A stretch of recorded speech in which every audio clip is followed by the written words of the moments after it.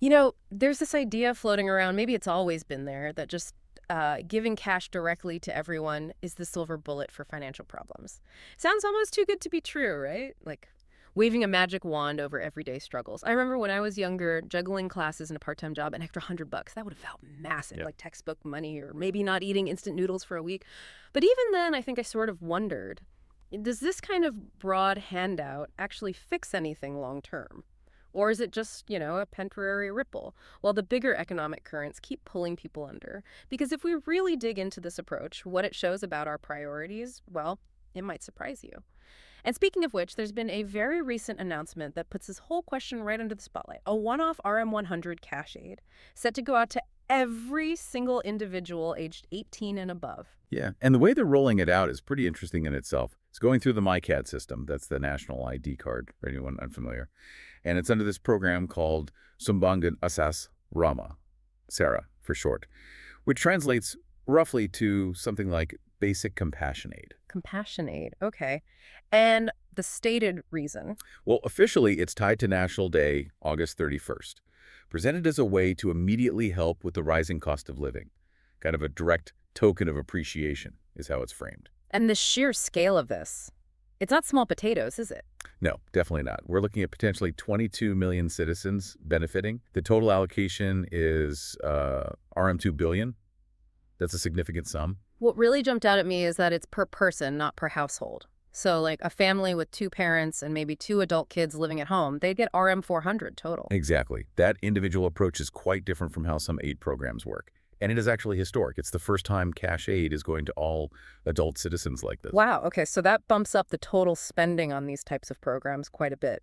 It does. The combined pot for STR, that's the other main cash aid, Sambangan Tunai Rama, and this new Sarar injection, goes from RM 13 billion up to RM 15 billion for the year.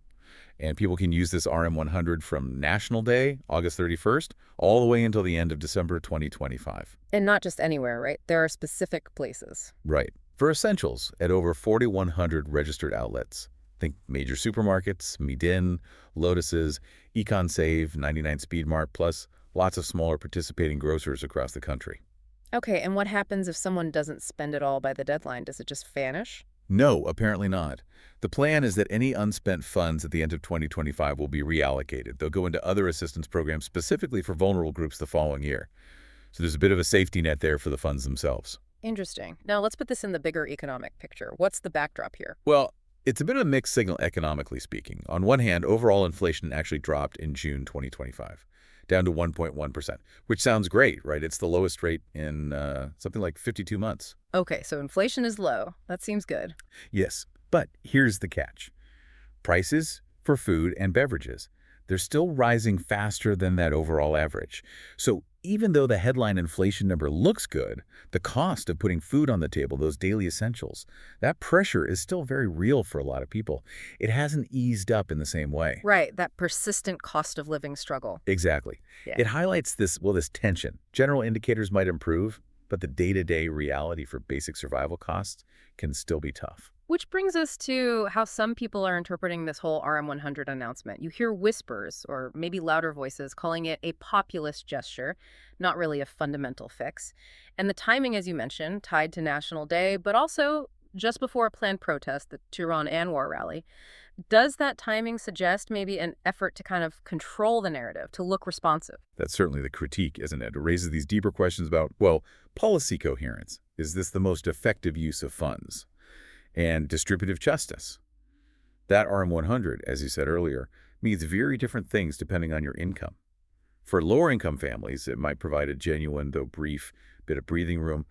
But for wealthier individuals, it's largely symbolic, probably wouldn't even register for many. So the big question becomes, could that RM2 billion have been targeted better? That's the heart of the debate.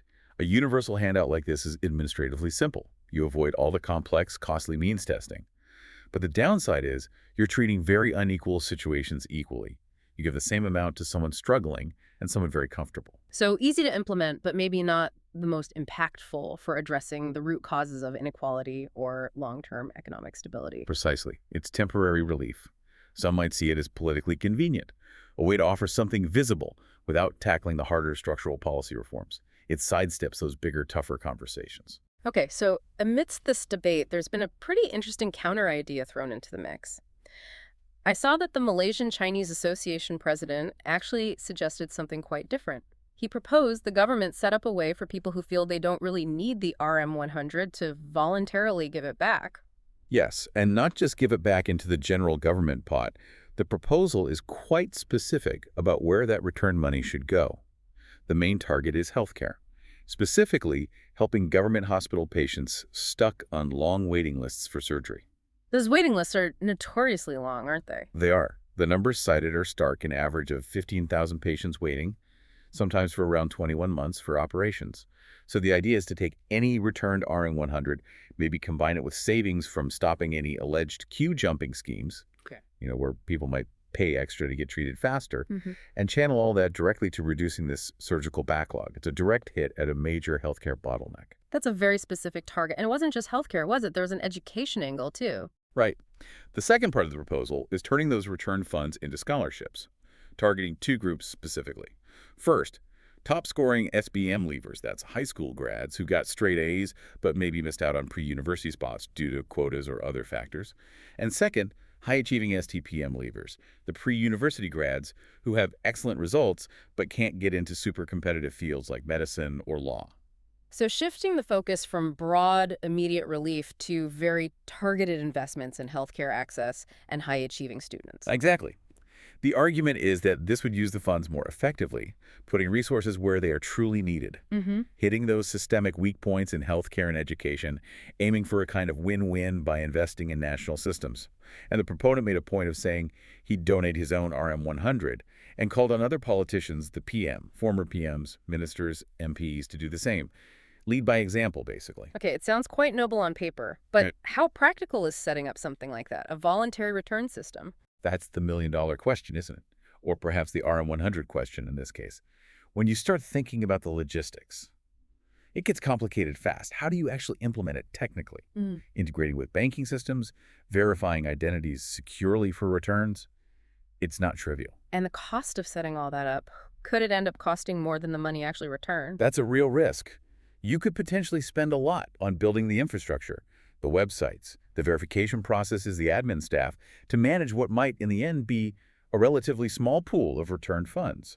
Some might argue it's creating a huge bureaucratic exercise for, well, loose change in the context of national budgets. Is the effort worth the return? That's a fair point.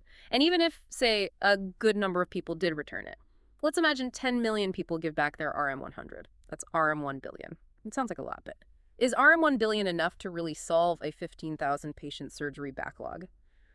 Or fund enough scholarships to make a huge dent?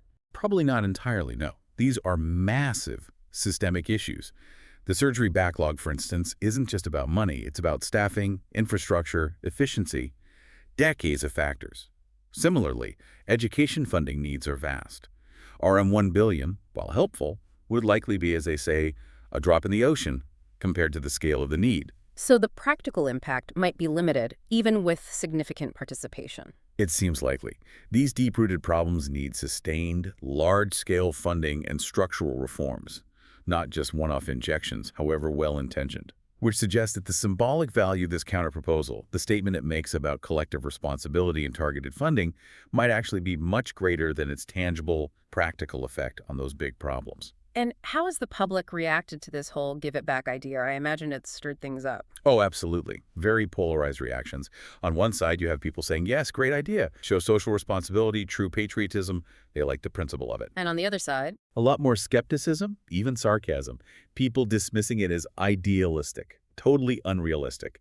I've seen comments comparing it, quite cheekily, to setting up a whole recycling program just to handle one free toothbrush you got. Making a huge fuss over something small. right, questioning the proportionality of the effort versus the amount involved. Exactly.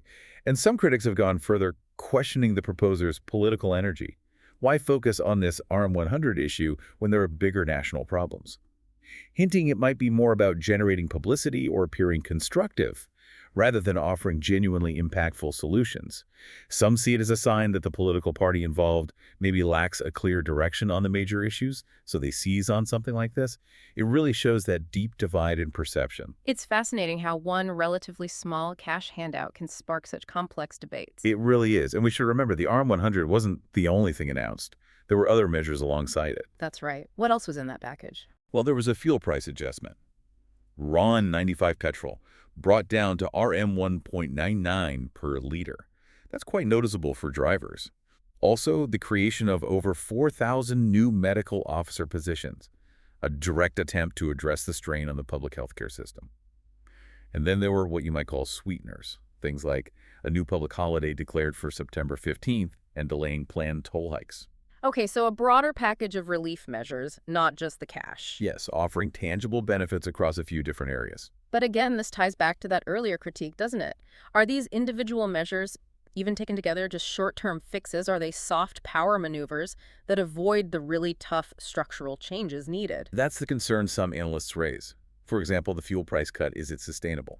Does it disproportionately benefit higher earners who drive more? Yeah. Should the focus be on truly targeted subsidies instead, even though that's harder politically and technically, like using smart cards or digital IDs to ensure only eligible groups get the fuel discount, rather than a blanket cut that drains government funds? Many countries grapple with this. And the new doctor position's great, but does it address the root causes of brain drain or the issues with contract doctors that we hear so much about? Good point. It helps with immediate capacity, but the underlying systemic issues driving doctors away or creating instability might still remain. It leads to the bigger question. Is there a coherent roadmap for reform, one that tackles the hard stuff? Like what? What are those bigger structural things? Things like fundamental wage reform to boost stagnant incomes, serious tax restructuring for fairness and sustainable government revenue, tackling the affordable housing crisis, especially in cities, strengthening social safety nets beyond just cash handouts. These are the deep, difficult, but potentially transformative changes. So the ultimate test is whether these recent announcements are stepping stones towards that kind of deeper agenda. Exactly. Or are they more like transactional gestures, things done to provide immediate relief, maybe gain political goodwill, without committing to the harder, longer-term transformation of the economy and social systems? Which brings us right back to where we started, really. This whole deep dive loops back to that fundamental question. How do we, as a society, decide to use our shared resources? It's so easy to get caught up in the immediate relief, the RM100 in hand. And for many, that relief is genuinely needed. Let's not discount that. Absolutely. But stepping back, what does this whole approach, the universal handout, the counterproposal, the other measures, what does it all really signify for our long-term well-being, for actual progress? It really does challenge us, doesn't it, to think beyond just our own situation. It forces us to weigh individual benefit against collective responsibility. What kind of impact do we truly want our shared wealth to make? So maybe a final thought for everyone listening. Imagine you're presented with this choice directly. You get this sum, this RM100, meant to help with living costs. Do you see it primarily as a welcome personal boost? Something to use as you see fit? No questions asked. Or would you prefer having a clear, direct way to channel that same money back, specifically towards tackling those big, pressing societal problems we talked about, like clearing hospital waiting lists, or funding education for kids who need a break? It's a tricky one, isn't it? A real dilemma. It is. There's no single right answer, of course. But just thinking about it, having this conversation, that itself feels incredibly important. It pushes us to consider what kind of society we want to build with the resources we have.